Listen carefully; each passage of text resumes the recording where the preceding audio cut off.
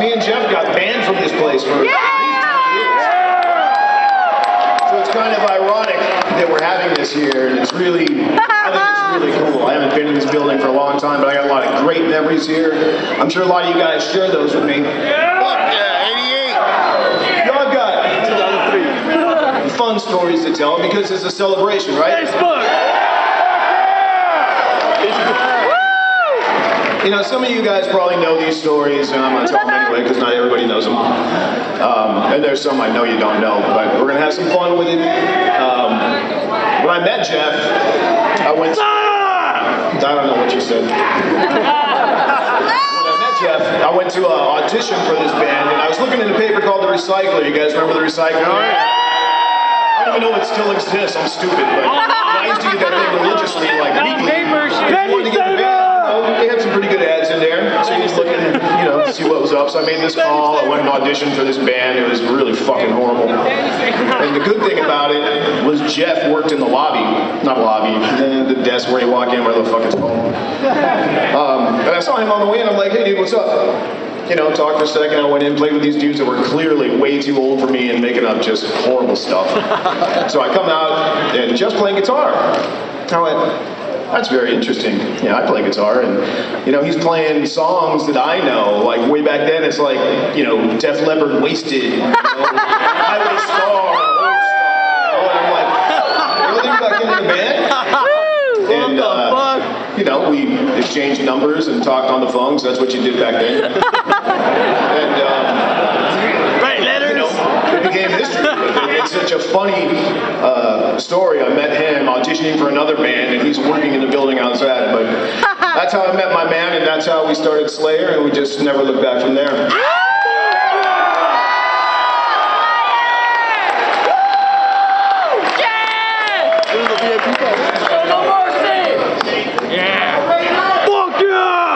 Unlike myself, Jeff Hanneman hated Jägermeister. One Jägermeister, I'm pretty sure everybody hates it. Not what this is, but I had to come up here with something to cheer my fucking lost friend. The next story, I don't know if you guys may or may not know this, but Jeff didn't drive. Jeff didn't have a car, he didn't have a driver's license. Metro! I think he was around 16, if I'm not mistaken, 16, 17, and probably 16, so maybe 17. And he had a driver's license once, and I think he had like 2, home driving convictions, and he said, that's it, I'm not driving no more, which is probably better for all of us.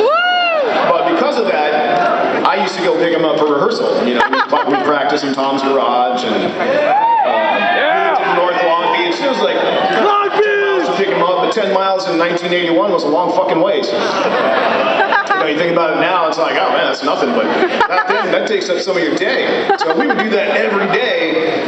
We were in school. Well, Jeff quit school, but I was in school.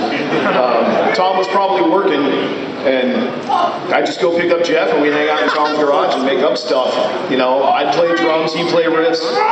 He'd play riffs, I'd play drums, or did I just say that, vice versa, whatever. And that's how we made up. To this day, like we've been rehearsing Jesus Saves, and it was either I must have been playing the riff because I wrote that song, and Jeff made up the drum part for it, sitting behind Dave's kit.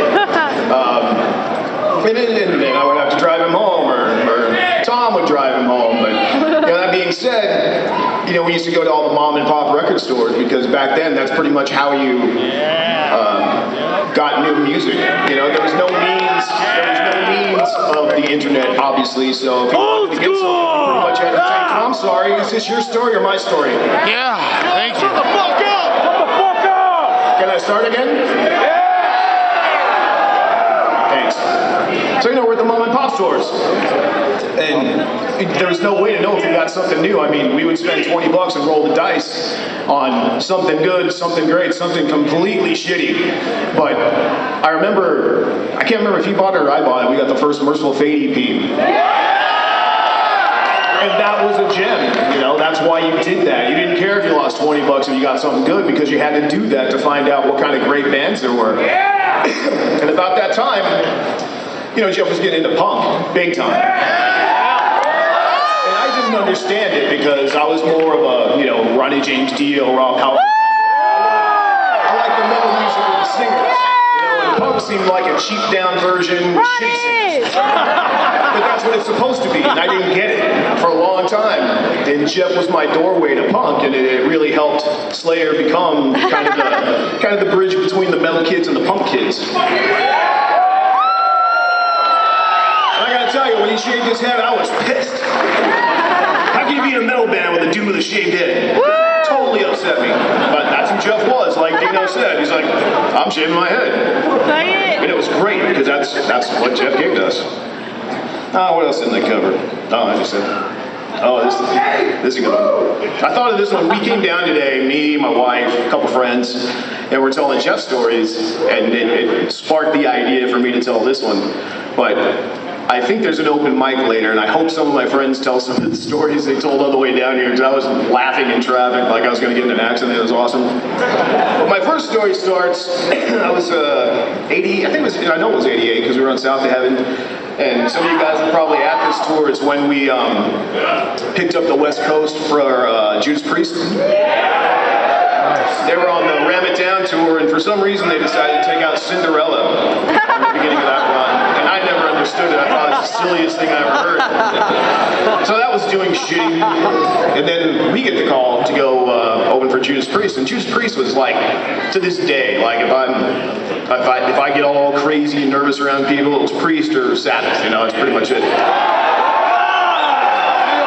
So we get on this run, we did the last 13 shows. I don't even know if my wife knows this story, but we were at some bar, as we usually were, and it was me, Jeff, our tour manager, and I don't know who's in the car, but our tour manager's got to rent a car. And you know, you probably know I hold my liquor well, I'm not usually a problem. This day I was a problem. And Jeff wore the brunt of it. It's pretty cool. I'll continue.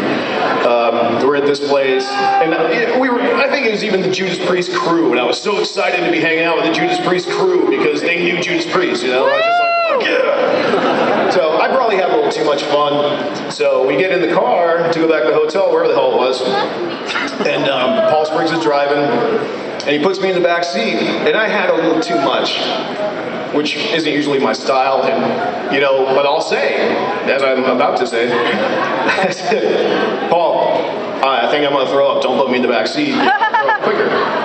He's like, no, you never throw up. You're fine. So I let it go for a mile. I'm like, listen, dude, I think there's gonna be an episode here. And you know, he just didn't want to hear it from me. He's like, you're fine, you hold your liquor great. And I said, Paul, I'm gonna tell you something. I'm gonna puke in this rent car. And, you know, he wouldn't do anything about it. So, you know, it was that time. I started, at least I'm in a window seat.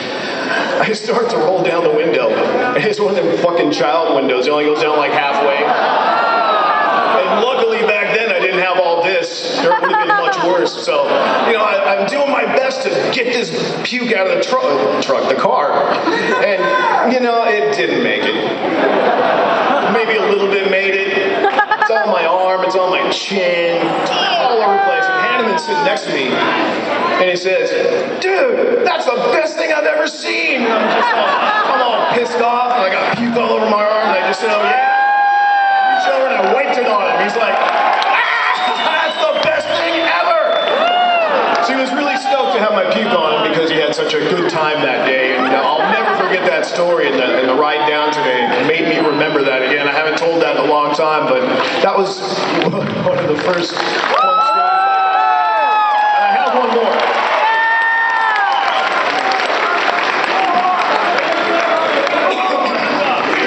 I have one more. This one's really good. We were in, and let me preface this and say, I'm sorry, Rick Sales, but this is about you. Rick Sales is our manager. He has been since 1986. I love Rick. And this is nothing against Rick. This is just a fun story I have from, I think we were in Britain, and we're all at this dinner after a show we did in England, London, probably somewhere. And I mean, head honchos, you know, it's me, Jeff, Dave, Rick Sales, the promoters, and, you know, probably record people from the British record label, whatever the hell that was at the time. So we're there, and me and Jeff, you know, we'd always sit in bars and we'd pick shit up and throw it